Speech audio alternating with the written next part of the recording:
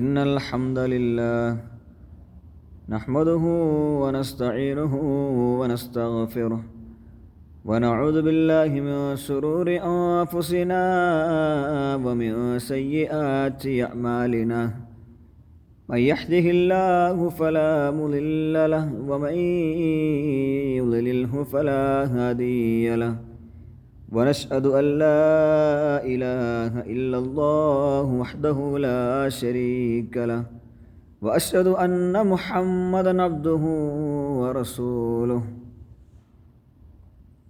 ബഹുമാനം നിറഞ്ഞ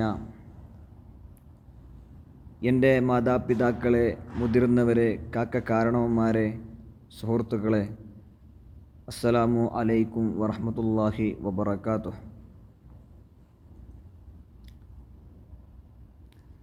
നമുക്കറിയാം, അള്ളാഹുവിൻ്റെ ഈ ദുനിയാവിൽ, ഈ ദുനിയവിയായ ജീവിതത്തിൽ നമ്മളെല്ലാവരും പ്രധാനമായി മെയിനായി ഫോക്കസ് ചെയ്യുന്ന ഒരു കാര്യമെന്ന് വെച്ചാൽ സമ്പത്താണ്, സമ്പാദ്യമാണ്.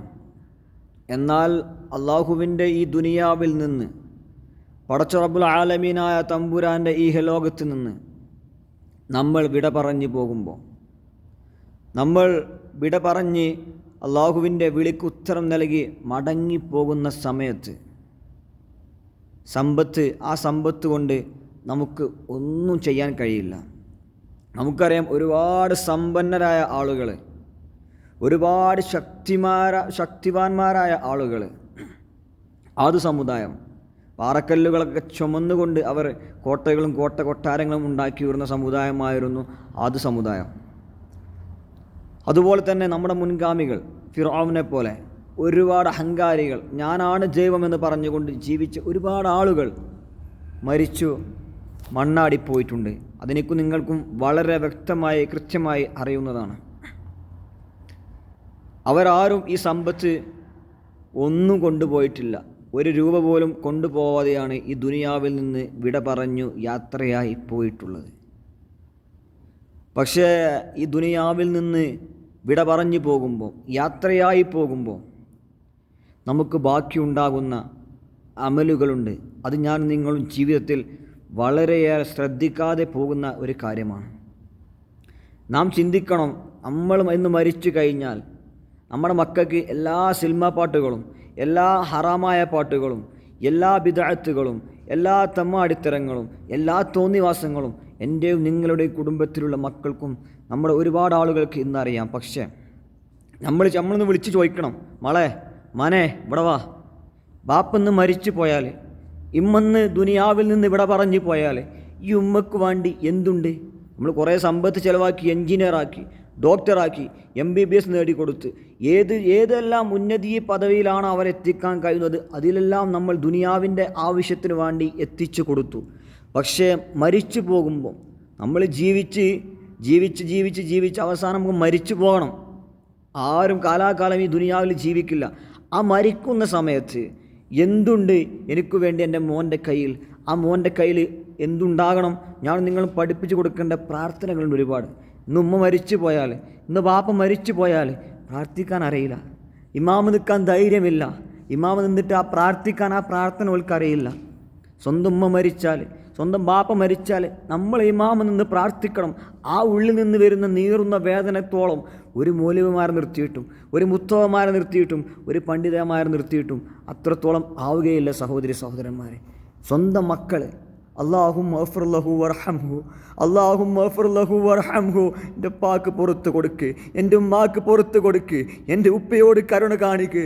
അതുപോലെ തന്നെ ഖബറിലേക്ക് കഴിയുമ്പോൾ, ഖബറിലേക്ക് വെച്ചിറക്കുമ്പോൾ അല്ലാഹുമ്മ സബ്ബിതുഹു ഇൻദ സവാൽ, അല്ലാഹുമ്മ അൽഹിൽഹുമുൽ ജവാബ്, അല്ലാഹുമ്മ ജാഫിൽ ഖബർ അൻ ജംബിക്, അല്ലാഹുമ്മ ഗഫിർ ലഹു വർഹംഹു. ഒരിഷ്ടി കണ്ണുനീരിട്ടുകൊണ്ട്, ഒന്ന് കരഞ്ഞുകൊണ്ട്, ഒന്ന് പ്രയാസപ്പെട്ടുകൊണ്ട്, നെഞ്ഞ് പൊട്ടി നെഞ്ഞുരുകി പ്രാർത്ഥിക്കാൻ കഴിയുന്ന മക്കൾ എനിക്കും നിങ്ങൾക്കുമുണ്ടെങ്കിൽ, മാതാപിതാക്കളെ, ഗുരുക്കന്മാരെ, മുതിർന്നവരെ, കാരണന്മാരെ, ഫഖദ് ഫാസ്, അവനാണ് വിജയ്. ഒരുപാട് സമ്പത്ത് അട്ടി വെച്ചിട്ട് ഞാനാണ് പ്രമാണി, ഞാനാണ് ധനാഠ്യൻ, ഞാനാണ് സമ്പന്നൻ, ഞാനാണ് പവറുള്ളവൻ, അതല്ല. മരിച്ച് മണ്ണിലേക്ക് വെക്കുമ്പോൾ, ഖബറിലേക്ക് വെക്കുമ്പോൾ ആ ഖബറിൻ്റെ അരികെ വന്നുകൊണ്ട് അല്ലാഹുമ്മ സബ്ബിത്ഹു ഇൻദ സവാൽ, അള്ളാഹ് എൻ്റെ ഉമ്മയുടെ ഛേദനയേറ്റ, എൻ്റെ ഉപ്പയുടെ ഛേദനയേറ്റ ശരീരമാണ് റബ്ബേ ഈ ഖബറിലേക്ക് ഇറക്കി വെച്ചിട്ടുള്ളത്, ഈ 6 അടി മണ്ണിലേക്ക് ഇറക്കി വെച്ചിട്ടുള്ളത്. എൻ്റെ ഉമ്മയോട് കരുണ കാണിക്ക് റബ്ബേ, എൻ്റെ ഉമ്മക്ക് പുറത്ത് കൊടുക്കല്ല. എനിക്ക് വേണ്ടി ഒരുപാട് കഷ്ടപ്പെട്ടവനാണ് എൻ്റെ വാപ്പ, എനിക്ക് വേണ്ടി ഒരുപാട് കഷ്ടപ്പെട്ടതാണ് എൻ്റെ ഉമ്മ, ഉമ്മക്ക് പുറത്ത് കൊടുക്കല്ല. ഒരുപാട് വേദന സഹിച്ച വാപ്പയാണത്, ഒരുപാട് പ്രയാസം സഹിച്ച ഉമ്മയാണത്. ഉമ്മയോട് കരുണ കാണിക്കല്ല, ഉമ്മാക്ക് മാപ്പ് നൽകല്ല എന്ന് പ്രാർത്ഥിക്കുന്ന ഒരു മകനുണ്ടെങ്കിൽ ഫഖദ് ഫാസ്, അവിടെയാണ് ഉമ്മ നിന്റെ വിജയം. ഫഖദ് ഫാസ്, അവിടെയാണ് വാപ്പ നിന്റെ വിജയം. അവിടെയാണ് ദുനിയാവും ഒന്നാകടങ്കം, ദുനിയാവും പരലോകവും എനിക്കും നിങ്ങൾക്കും ലഭിക്കുന്നത്. ഒരുപാട് സമ്പത്ത് തട്ടിവെക്കുന്നിടത്തല്ല നമ്മൾ പ്രാധാന്യം കൊടുക്കേണ്ടത്. ഓരോ ദിവസം കൂടുന്തോറും നമ്മുടെ മക്കളെ നമ്മൾ മരിച്ചു കഴിഞ്ഞാൽ നമുക്ക് വേണ്ടി എന്തുണ്ട് ബാക്കിയെന്ന് ദിവസം നമ്മൾ ചിന്തിക്കേണ്ട ഒരു കാര്യമാണ്. എൻ്റെ മകൾക്ക് എത്ര പ്രാർത്ഥന കാണതറിയാം, എൻ്റെ മകൾക്ക് എത്ര സൂറത്ത് കാണതറിയാം, നിരീക്ഷിക്കണം. നമ്മളത് ചോദിക്കണം. ഉമ്മ മരിച്ചാൽ ഉപ്പയ്ക്ക് വേണ്ടി പ്രാർത്ഥിക്കാൻ നിങ്ങൾക്കറിയുമോ, ഉമ്മയ്ക്ക് വേണ്ടി പ്രാർത്ഥിക്കാൻ നിങ്ങൾക്കറിയുമോ എന്ന് നിരന്തരം നിങ്ങൾ ചോദിച്ച് അവരെ നമുക്ക് വേണ്ടി, നമുക്ക് വേണ്ടി, നമ്മുടെ പാരത്രിക ലോകത്തിന് വേണ്ടി വളർത്തിയെടുക്കണം. അപ്പോൾ അതോടുകൂടി അവരുടെ പാരത്രിക ലോകവും വിജയിച്ച് മുന്നേറും മക്കളെ, വിജയിച്ച് മുന്നേറും ഉപ്പമാരെ. അതുകൊണ്ട് പടച്ച റബ്ബിൻ്റെ വിളിയാളം വരുമ്പോൾ മലക്കുൽ മൗത്ത് അലൈഹിസ്സലാത്തു വസ്സലാം വന്നുകൊണ്ട് കുല്ലു നഫ്സിൻ ദാഇഖത്തുൽ മൗത്ത്, മലക്കുൽ മൗത്ത് അലൈഹിസ്സലാത്തു വസ്സലാം എന്നെ നിങ്ങളെയും പിടിക്കാൻ വരുന്ന സമയത്ത്, പിടിച്ചു കൊണ്ടുപോകുന്ന സമയത്ത് നമ്മുടെ ചേതനയേറ്റ ശരീരത്തിന് വേണ്ടി, നമ്മുടെ ആത്മാവിന് വേണ്ടി, നമ്മുടെ മയ്യത്തിന് വേണ്ടി പ്രാർത്ഥിക്കുവാൻ കഴിയുന്ന സന്താനങ്ങളെ വളർത്തിയെടുക്കുവാൻ ഞാൻ നിങ്ങളും ശ്രമിക്കുക സഹോദരന്മാരെ. അങ്ങനെ